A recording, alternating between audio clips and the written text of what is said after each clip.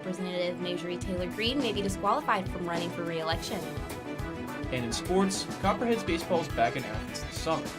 Newswatch starts right now.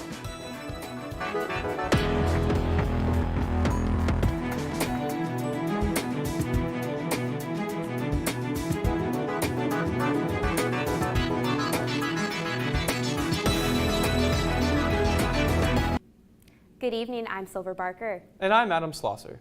Welcome to Newswatch, your source for news impacting southeastern Ohio. It's Earth Day, and local communities are celebrating nature and the nice weather. Newswatch reporter Andre Norrell joins us live at the inaugural Nelsonville Earth Day Festival. What is it looking like out there, Andre?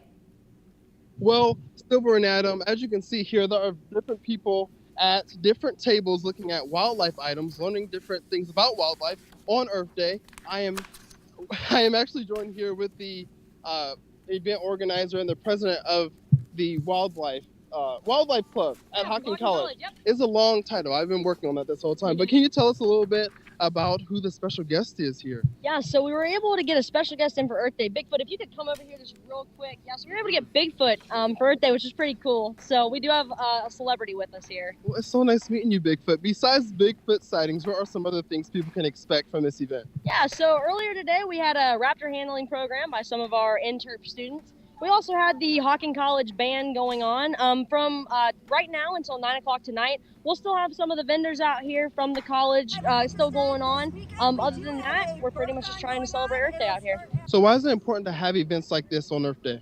Yeah, so, I mean, it's really hard sometimes now to really be able to take time to unplug and get out into nature. So Earth Day is just a really special day, one day out of the year to really be able to promote the earth and environment and the ecosystems that we live in. Because without this, it's going to be really hard for us to be able to survive for very long. So we're really trying to just promote all that kinds of good stuff. So. Well, thank you so much for joining me, Savannah, and thank you so much for joining me, Bigfoot. And now, as you can see, the weather here is really nice out here. Curtis, how long can this? Well, first of all, a pleasure to meet Mr. Bigfoot there. You're pretty lucky there. But first of all, we are very much in luck this weekend after a lot of rough weather throughout the week. Let's check it out. Well, let's keep on wheeling it right on over to me and look at this Earth. That is what we're honoring today for Earth Day. And as you can see, very nice skies. No hurricanes or active tropical storms whatsoever throughout our area in this world, in fact. And take a look at today, 77 degrees and fair, plus 4.6 miles per hour winds. You know what that means? It means 75 and sunny with the breeze, perfect temperatures. That's what we all love to see. And also, no heat index, very low humidity, which is also a huge plus, which means this is the day. This is the day to go outside if you really, really want to. And as you can see here, with our area with local radar, you can see that it's really clear. I mean, you're only seeing a little bit of drizzle in Wilmington and then also some drizzle up by Cambridge. But for the most part, it is just clear. Athens clear, Lancaster clear. There's no clouds in sight, which is very rare to see in an Ohio weather region. And for the most part, right now, it's going to be in the mid to upper 70s. You can see 77 in Athens, 73 in Lancaster. Beautiful temps all around, but will this stay for the weekend? Find out more in my full weather forecast, but for now, back over to Adam. West Virginia residents can get their voices heard early ahead of the primaries. All of West Virginia's 55 counties are offering early voting ahead of the May 10th primary election. Secretary of State Mac Warner's office says early voting continues through May 7th. This includes the last 2 Saturdays before the primary. Voters can cast their ballots at their local county courthouse, annex, or voting location during normal business hours. For more information on early voting, head to www.govotewv.com. Again, that's www.govotewv.com. Kentucky's new abortion law has been put on hold for now. The law that went into effect April 15th bans most abortions after 15 weeks of pregnancy. It also restricts clients from prescribing abortion medication and makes it more difficult for a minor to get an abortion. Planned Parenthood and the American Civil Liberties Union filed lawsuits challenging the law. They argue that it violates the Constitution and that compliance was not possible since state agency forms and processes were not yet available. On Tuesday, a federal judge responded by granting a temporary restraining order that blocks the bill from being enforced. The judge did not mention the constitutionality of the law in her order. but she agreed that it lacks clear guidelines for the clinics to be able to comply. The restraining order will remain in effect no longer than 14 days. 2 suspects are on the run after an attempted robbery in Zanesville on Wednesday afternoon. According to the Zanesville Police Department, the 2 men entered the North View Bank and gave the teller a note demanding money. The suspects then waited for the money for 6 minutes before leaving. The ZPD confirmed no money was stolen during the attempt. ZPD describes one suspect as a white male between 6 and 6'1" with a thin build. He's pictured wearing a black Reebok hoodie, baseball cap, and medical mask. The other man is described as a white or Hispanic male between 5'7" and 5'8" with a sturdy build. He's pictured wearing a black hooded sweatshirt, dark pants, a gray toboggan, and medical mask. Georgia Representative Marjorie Taylor Greene heads to the court. And the fight in the Donbas region continues. These stories and more when Newswatch returns. From coastal cliffs battered by the world's biggest waves, to ancient forests where wild horses roam, Portugal possesses a bounty of natural treasures. But we have encroached on these places, threatened its inhabitants. Can Portugal preserve its wild side? Wednesday at 8 on WOUB. On Rise of the Nazis, Goering and Himmler view Ernst Röhm as a threat. Röhm is a close friend to Hitler. So they go on the attack. Action must be taken ruthlessly and decisively. How the Nazis took complete control. Can be described only really as mafia politics. And transformed a democracy into the Third Reich under Adolf Hitler. He'd always felt he was above the law. Rise of the Nazis. Tune in or stream Tuesday at 9/8 Central, only on PBS.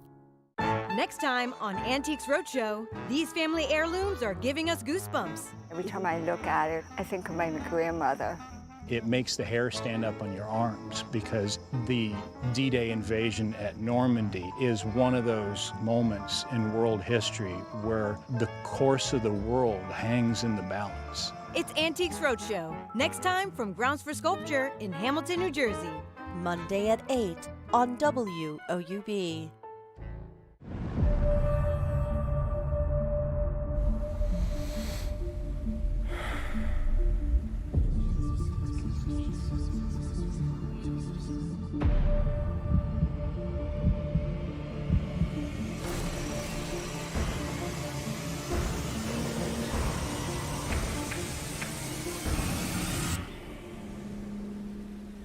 Aware, Glimpses of Consciousness, Monday, April 25th on Independent Lens.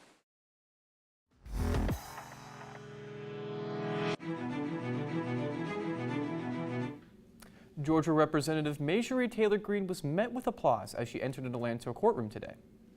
The Republican faced a hearing focusing on if she should be disqualified in her re-election bid. According to the disqualification clause in the Constitution, an office holder who backs an insurrection is prohibited from another term.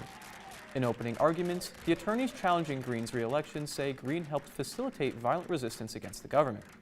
They say her rhetoric prior to the January 6th siege on the U.S. Capitol helped fan the flames for those involved in the insurrection. She urged and encouraged and helped facilitate violent resistance to our own government, our democracy, and our Constitution. And in doing so, she engaged in exactly the type of conduct that triggers disqualification under Section 3 of the 14th Amendment. Greene has denied doing anything wrong. Her lawyers say his client's constitutional rights are being violated.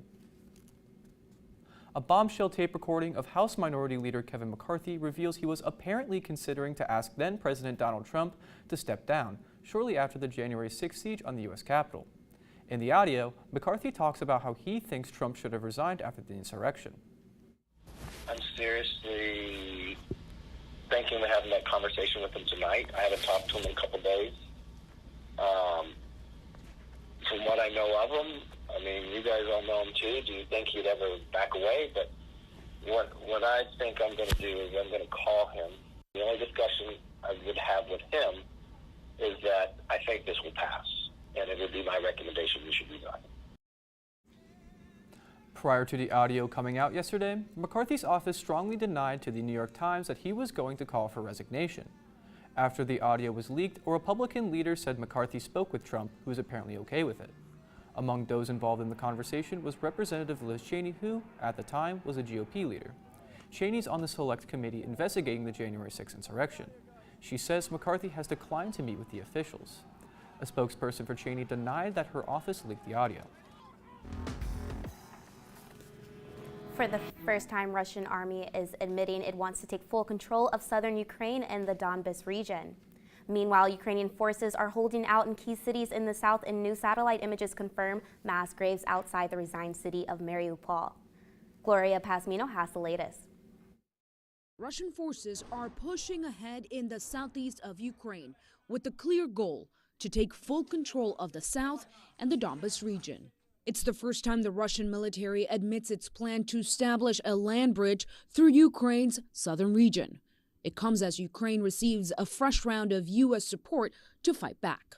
In particular, it is artillery, shells, drones. Russia's strategy would connect Russia to Crimea, the peninsula it annexed in 2014. Nearly 60 days into the invasion, the Russian army has only managed partial control of southern Ukraine. Ukrainian forces in the region have stood their ground in the key cities of Mykolaiv and Odessa. In the besieged city of Mariupol, soldiers continue to hold out at a steel plant. As many as 1,000 civilians and soldiers are believed to be taking shelter there. Mariupol is the beating heart of Ukraine today. Our guys are outnumbered 10-15 times. In Rubizhna, as firepower continues to rain down on them, Ukrainians take shelter. I want to go home, she says. I've suffered too much. Satellite images show what appear to be mass graves outside Mariupol. Ukrainian officials say it points to war crimes, claiming Russian forces dug up trenches and buried bodies. I'm Gloria Pasmino reporting. Pope Francis is easing back on his agenda due to medical reasons. A Vatican press director said the 85-year-old pontiff has no appointment scheduled for Friday due to a medical check. Francis has been dealing with a sore right knee and had to sit down as he read his message on Easter Sunday. During a trip to Malta earlier this month, the Pope said his health is quite a bit capricious. How you can help stop food waste, that story's still ahead.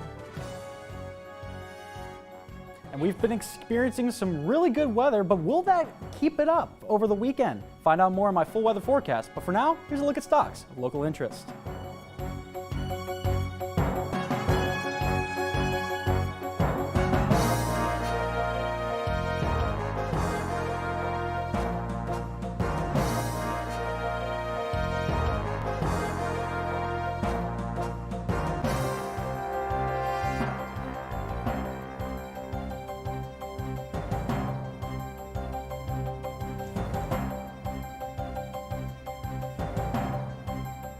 On Rise of the Nazis, Goering and Himmler view Ernst Röhm as a threat. Röhm is a close friend to Hitler. So they go on the attack. Action must be taken ruthlessly and decisively. How the Nazis took complete control. Can be described only really as mafia politics. And transformed a democracy into the Third Reich under Adolf Hitler. He'd always felt he was above the law. Rise of the Nazis. Tune in or stream Tuesday at 9/8 Central, only on PBS. This is the way to see America. This is so beautiful. For me, it's about the bike and just enjoy the views. This is a gateway through the mountains. From Washington, D.C. to Pittsburgh, The Great Ride. Thursday at 9 on WOUB. On Icon. You look at a picture, are you in or are you out? He opened a gallon tin of paint and hurled it across the room. If I was 16 years old, I'd have to go see what kind of band that was. You're like, what's going on here? Both of those cats dying in a 12-month period is really profound impact on the culture. How could anybody not put David Bowie on the cover in that moment? Saturday at 9 on WOUB. Rising temperatures. We need to reduce the heating effect. Can we stop them? Every year, the damages are worse. From going too far. Now, help may be on the horizon. It's going to be revolutionary. New technologies that could turn down the thermostat. It's like science fiction. But are they enough? Can we cool the planet on Nova? Wednesday at 9 on WOUB.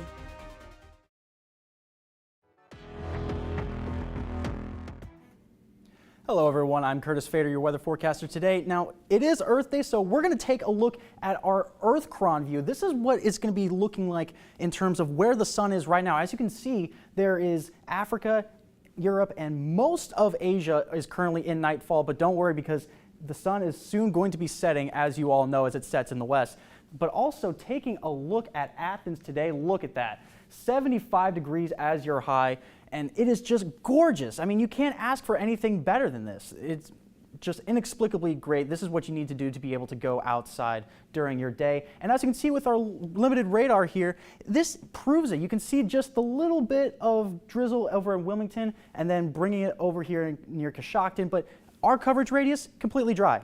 That's all you really want to see. And for tonight, 51 degrees is going to be the overnight low, which is not that bad. I mean, it's only jacket worthy if you're going out for a midnight stroll. And that moon over there last quarter, you can see if it's ever on the left side, it means it's waning. It means it's going to decrease in size. But if it's on the right side, it means it's going to be increasing in size. So that's a little moon factoid for you to tell all your friends.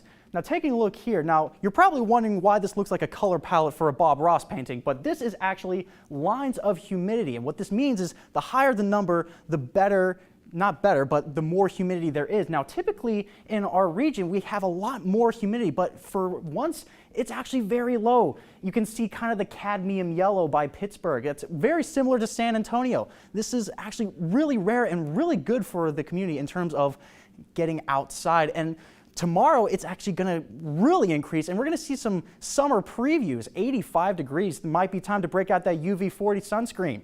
I would definitely recommend it, considering that it is going to be a lot hotter, and you're going to be out there for quite a while. We want you tan. We don't want you burned. And also for tomorrow, we are seeing that warm front come through and leaving behind just beautiful skies, and that is what you want to see on the map.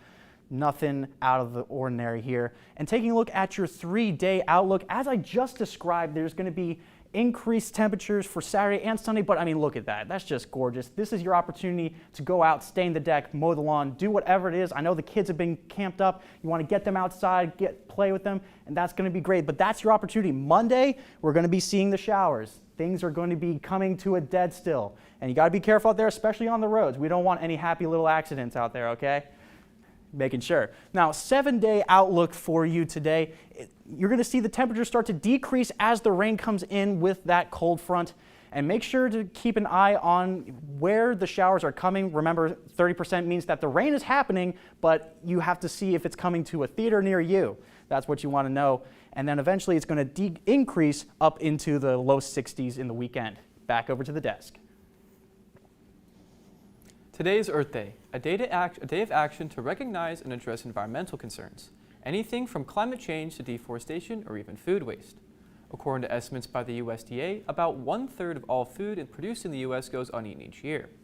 Isabella Rosales reports on the innovative ways communities are looking to turn that around. Discolored and deformed. This food may not be the prettiest to look at, but it is perfectly edible. When you think about the amount of resources that it takes to produce this food and then to not have it become nutrient, that is so wasteful. Instead of wasting away all that ugly or surplus produce from farms around California, goes back to those in need.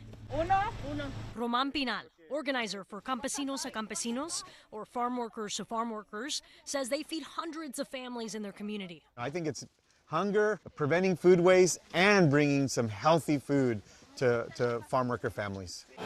Over on the East Coast, Arlington County wants to make composting as easy as taking out the trash. It's the first in Virginia to offer residential curbside composting pickup.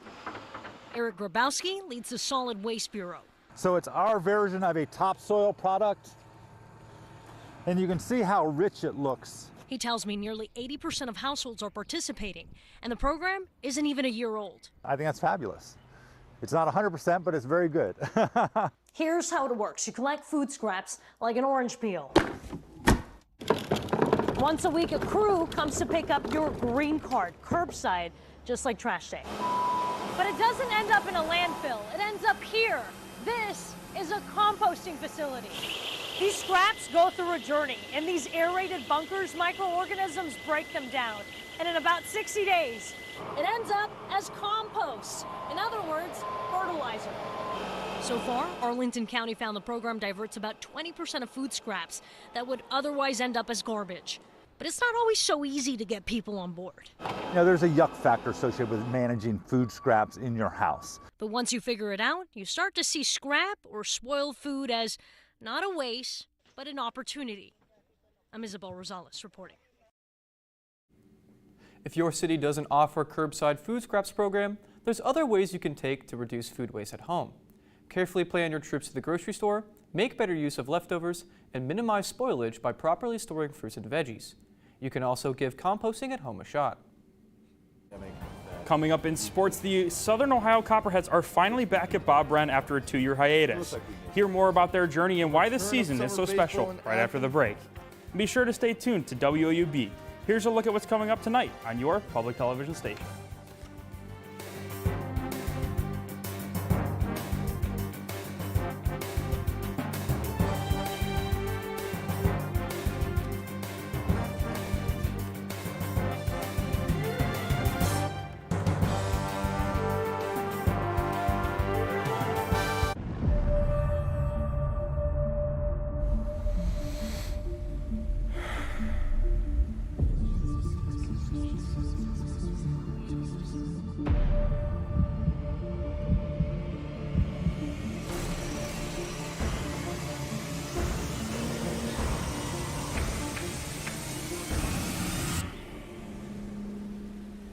Aware, Glimpses of Consciousness, Monday, April 25th on Independent Lens. Next time on Antiques Roadshow, these family heirlooms are giving us goosebumps. Every time I look at it, I think of my grandmother.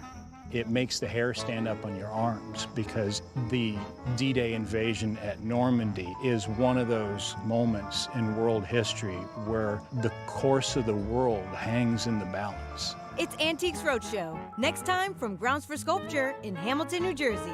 Monday at 8 on WOUB.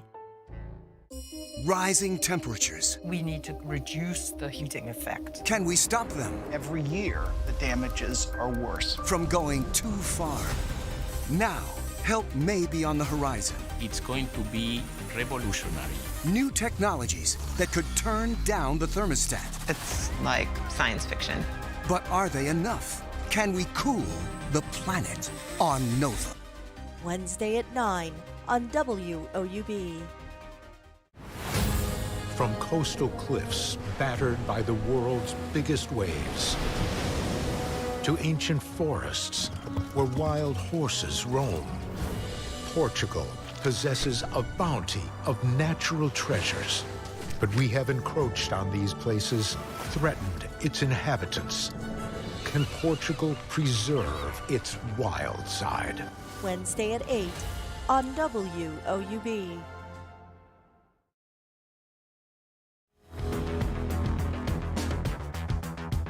Welcome back, everyone. I'm Bryce Tinson. The Southern Ohio Copperheads will be back at Bob Wren this summer, marking not only a return to normalcy, but a big milestone for the organization. WOUB reporter Jack Demler has more on the anticipated return of summer baseball to Athens.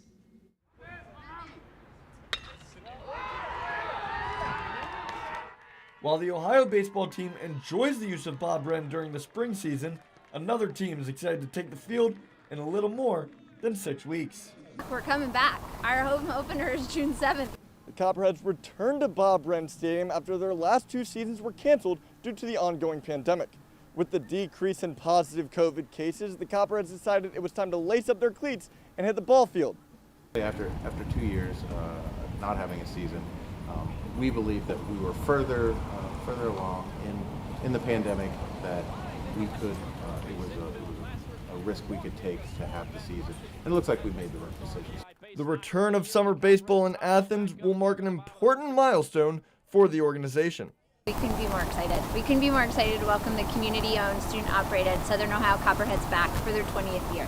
It's going to be a lot. We've got a lot of good things planned. The excitement is out there for the season, so we're really looking forward to it. The summer season also marks the first under new head coach TJ Lanning. Being a fan of the Southern Ohio Copperheads since I was a little kid growing up in Athens, going to visit my family all throughout the summer. I enjoyed going to the games and whatnot, so I've always been a fan of the Southern Ohio Copperheads. You know, the emotions for me is really excitement is the word I can put it into perspective. After being named head coach last year but being unable to coach due to the pandemic, Lanning and the Copperheads are excited to return to the field with hopes of fighting for a championship. I mean, I can't wait to have Bob Wren jumping this summer, man. I'm excited. I hope the fans bring the energy because we're going to be bringing the energy in the dugout nonstop 24/7. Reporting for Newswatch, I'm Jack Demler in Athens. The Copperheads will open the new season at Bob Wren Stadium against the Grand Lake Mariners on June 7th. Opening pitch is scheduled for 7:05. And speaking of Bob Wren, the Ohio baseball team is back in action tomorrow for a twin bill against Canisius. They will be honoring the 43-win 1997 MAC championship team. The Bobcats come in on the heels of a 13-12 loss to Morehead State. They'll look to regain that momentum that propelled them to a 3-1 series win over Eastern Michigan last weekend. The Bobcats sit at 4th in the MAC, so this is a great spot for them to pick up play right before MAC play picks back up.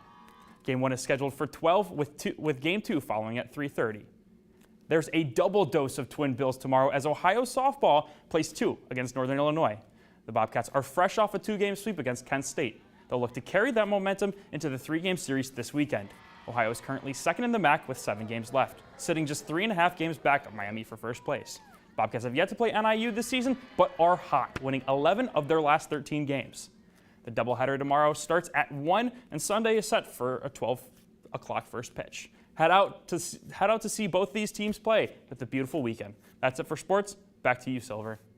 Thanks, Bryce. A Zanesville native is proving that an able mind can do anything. Paige Calendine is a swimmer and a gymnast, but it's another sport that has everyone amazed: archery. The 10-year-old was born without legs, but that has not stopped her from taking part in the sports that she loves. Paige's parents say that if it was her idea to try archery and once the time was right, they supported their daughter in her newest venture. Just like anyone else trying something new for the first time, it takes time and practice to get where they want to be. For Paige, her disability created different obstacles and challenges for her in the beginning. But with the help of her support system, Paige adjusted and made it work. Now let's take a final look at your weather tonight. For tonight, 51 degrees. That is a little cool, but actually not that bad considering the weather that we've had in recent time. And also keep in mind the moon is going to be extra gorgeous tonight as well. Perfectly cylindrical half at a last quarter as well. And also be wary of that sunrise 6:38. It's getting earlier and earlier every day. And then moving on to tomorrow, 85 degrees. That is going to be a lot hotter than what Athens natives have been accustomed to these past few weeks, but it is still going to be a lot better, and people would definitely choose to take that compared to what we've had throughout the week. And then looking at your 7-day outlook, as I mentioned earlier in my forecast, Saturday and Sunday, great days to go outside, 85 and 84 respectively. It's going to be hot, but it's going to be beautiful. But then those dreams die on Monday because those showers are coming in. And throughout the rest of the week, it's going to decrease in temperature to the upper 50s to lower 60s. Well, that does it for our broadcast this evening. Why don't you guys read it off? Thanks for watching. I'm Silver Barker. And I'm Adam Slosser. This is our final episode of Newswatch for this season, but we'll be back on June 13th. Stay tuned for the PBS NewsHour coming up next, and remember, you can find the latest news anytime at woub.org. Have a great night. Solid show? I'm so sorry.